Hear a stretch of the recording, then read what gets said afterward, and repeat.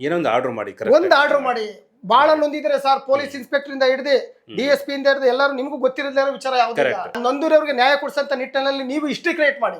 ಸಲೀಂ ಸಾಹೇಬ್ ಅವರು ಪೊಲೀಸ್ ಮಹಾನಿರ್ದೇಶಕರು, supreme court ಆದೇಶ ಇದೆ ಸರ್, ಬೋರ್ಡ್ ಮೂಲಕನೇ ರೆಫರ್ ಮಾಡಿ ಅಂತ ಹೇಳಿದೆ. ಆ ಕಾನೂನು ಅಡಿನಲ್ಲೇ ರೆಫರ್ ಮಾಡಿ ಅಂತ ಹೇಳಿದೆ. ಇಲ್ಲೇನ್ ಮಾಡಿದ್ರೆ MLA ಗಳು ಕೊಟ್ಬಿಟ್ಟವ್ರೆ. ಸಿಕ್ಕದಂಗ ಒಳ್ಳೆ ಕಳ್ಳೆಪುರಿ ಹಂಚಂಗ್ ಹಚ್ಚುತ್ತಾರೆ. ಕೊಡು ತಗೋ.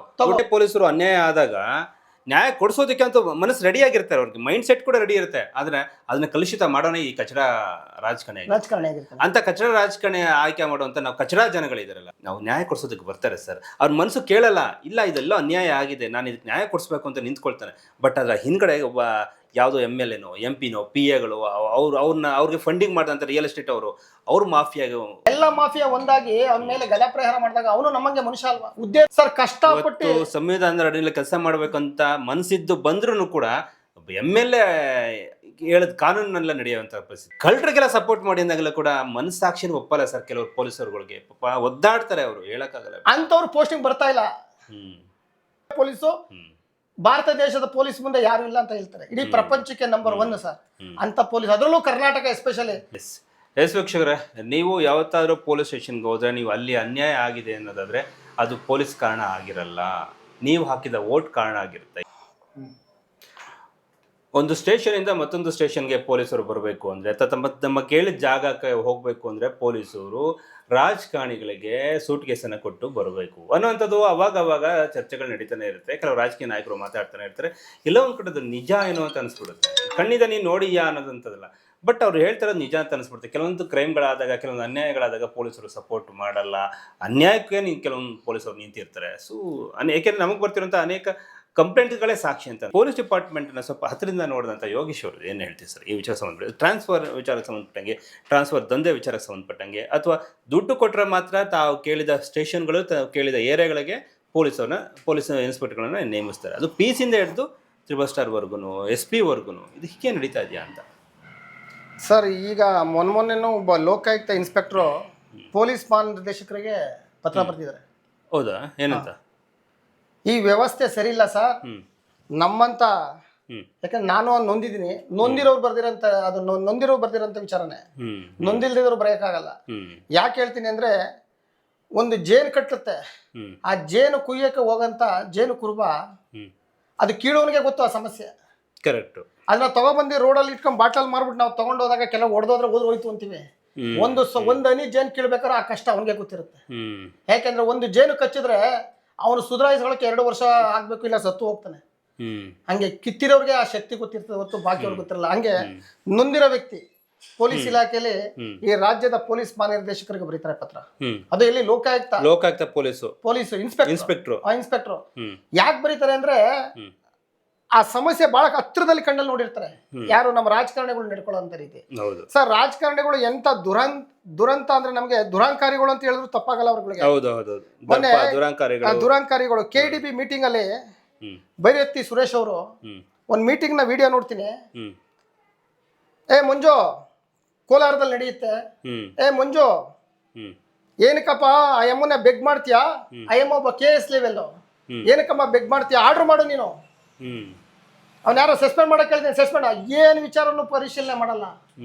ಅವ್ನ್ ಯಾಕೆ ಫೋನ್ ತೆಗಿತಾ ಇಲ್ಲ, ಅವ್ನ ಕಷ್ಟ ಏನು, ಅವ್ನ್ ಏನಕ್ಕೆ, ಅವ್ನ ಅಲ್ಲಿ ಏನಾಗಿದೆ ಅಂತ ಬಂದು ಕೇಳಂತ ಒಂದು ತಾಳ್ಮೆ ಇರಲ್ಲ. ಇವನ್ ಎಂತ ಅಧಿಕಾರ ಚಲಾಯಿಸ್ತಾರೆ ಅಂದ್ರೆ ಅವನ್ನ ಸಸ್ಪೆಂಡ್ ಮಾಡುವಂತ ಹೇಳ್ತಾರೆ. ಅಲ್ಲಿ ಏನ್ ಘಟನೆ ನಡೆದಿದೆ, ಯಾವ್ದು ಸತ್ಯ, ಯಾವ್ದು ಯಾರು ನ್ಯಾಯ ಕೊಡಿಸ್ಬೇಕು, ಆ ನಿಟ್ಟಿನಲ್ಲಿ ಯೋಚನೆ ಮಾಡಲ್ಲ. ಸ್ವಾರ್ಥ ಏನೋ ಇರುತ್ತೆ. ಸ್ವಾರ್ಥ ಇಲ್ಲ, ದುರಾಂಕಾರದ ಪರಿಸ್ಥಿತಿ ತಂದ್ಬಿಟ್ಟಿದೆ.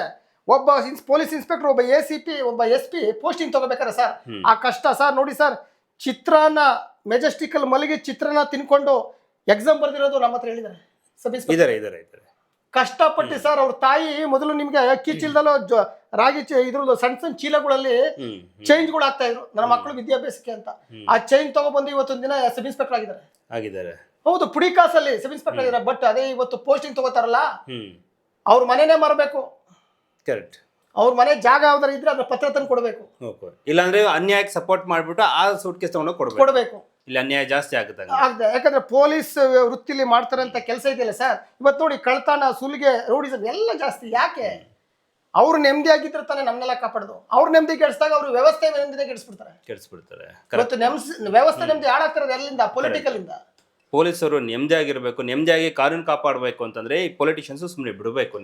ನೀವು ಕಾನೂನು ಪ್ರಕಾರ ಹೋಗ್ರಪ್ಪ ಅಂತ. ಸರ್ ಇಲ್ಲಿ ಪೊಲಿಟಿಕಲ್ ಪ್ರಕಾರ ಹೋಗ್ತಾ ಇದಾರೆ. ತಪ್ಪು ಸರ್ ಅದು. ನಾನು ನಿಮಗೆ ಈ ಮಾಧ್ಯಮದ ಮೂಲಕ ಹೇಳೋದು ಪೊಲೀಸ್ ಮಹಾನಿರ್ದೇಶಕರಿಗೆ, ರಾಜ್ಯದಲ್ಲಿ ಐಜಿ ಅಂಡ್ ಡಿಜಿ ಸಾಹೇಬ್ರು, ಪೊಲೀಸ್ ಡಾಕ್ಟರ್ ಸಲೀಂ ಸಾಹೇಬ್ರು ಸರ್ ಮುಸ್ಲಿಂ ಆಗಿದ್ರು ವ್ಯವಸ್ಥಿತವಾದಂತೆ IPS ಅಲ್ಲಿ ಬಹಳ ಬಹಳ ಖಡಕ್ ಆಫೀಸರ್ ಸರ್, ಬಹಳ ಉನ್ನತವಾದಂತ ಜಾಗದಲ್ಲಿ ಕೂತಿದ್ದಾರೆ, ಉನ್ನತವಾದಂತ ವ್ಯಕ್ತಿನ ಕೂರಿಸಿದ್ದಾರೆ. ಸಲೀಂ ಸಾಹೇಬ್ರು ಅಂದ್ರೆ ಏನು ಕಡಿಮೆ ಅಲ್ಲ ಸರ್, ಬಹಳ ಬುದ್ಧಿವಂತರು ಇದ್ದಾರೆ. ನಮ್ಮ ಮೈಸೂರು ಕಮಿಷನರ್ ಇದ್ರು, ಅವ್ರಿದ್ದಾಗ ಒಂದು ಅಹಿತಕರ ಘಟನೆ ಮೈಸೂರು ನಗರದಲ್ಲಿ ನಡೆಯಕ್ ಬಿಡ್ಲಿಲ್ಲ ಸಲೀಂ ಸಾಹೇಬ್ರು. ಅವರು ಅಷ್ಟು ಬುದ್ಧಿವಂತರಿಂದ ಒಂದು 3-4 ತಿಂಗಳು ಇರ್ಬೇಕನ್ನೋ ಅವ್ರ ಹುದ್ದೆ. ದಯಮಾಡಿ ಅವ್ರ ಮೂಲಕ ಕೇಳ್ಕೊಳ್ಳೋದಂದ್ರೆ ಏನೊಂದು ಆರ್ಡರ್ ಮಾಡಿ ಬಹಳ ನೊಂದಿದ್ದಾರೆ ಸರ್. ಪೊಲೀಸ್ ಇನ್ಸ್ಪೆಕ್ಟರ್ ಇಂದ ಹಿಡಿದು DSP ಇಂದ ಹಿಡಿದು ಎಲ್ಲರೂ ನಿಮಗೂ ಗೊತ್ತಿರಲಿಲ್ಲ ವಿಚಾರ ಯಾವುದಿಲ್ಲ. ನಾನೊಬ್ಬ ಸಾಮಾನ್ಯ ಮನುಷ್ಯನಾಗಿ ಹೇಳ್ತೀನಿ, ನಿಮ್ಮನ್ನ ಕೈ ಮುಗಿದು ಕೇಳ್ಕೊತೀನಿ, ನೊಂದಿದ್ದಾರೆ. ಆ ನೊಂದಿರೋರಿಗೆ ನ್ಯಾಯ ಕೊಡಿಸಂತ ನಿಟ್ಟಿನಲ್ಲಿ ನೀವು ಹಿಸ್ಟ್ರಿ ಕ್ರಿಯೇಟ್ ಮಾಡಿ. ಸಲೀಂ ಸಾಹೇಬ್ರು ಇದ್ರಪ್ಪ, ಮುಂದಿನ ಪೀಳಿಗೆಗೆ ಮಾಡ್ಬಿಟ್ಟು ಹೋದ್ರು ಅಂತ ಗೊತ್ತಾಗ್ಲಿ. ಯಾಕೆ ಹೇಳ್ತೀನಿ ಅಂದ್ರೆ, ಸಲೀಂ ಸಾಹೇಬ್ರು ಪೊಲೀಸ್ ಮಹಾನಿರ್ದೇಶಕರು, ಸುಪ್ರೀಂ ಕೋರ್ಟ್ ಆದೇಶ ಇದೆ ಸರ್, ಬೋರ್ಡ್ ಮೂಲಕನೇ ರೆಫರ್ ಮಾಡಿ ಅಂತ ಹೇಳಿದೆ.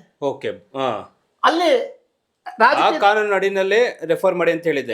ಇಲ್ಲೇನ್ ಮಾಡಿದ್ರೆ MLA ಕೊಟ್ಬಿಟ್ಟವ್ರೆ, ಸಿಕ್ಕಿದಂಗೆ ಒಳ್ಳೆ ಕಳ್ಳೆಪುರಿ ಹಂಚಂಗ್ ಹಚ್ಚುತ್ತಾರೆ.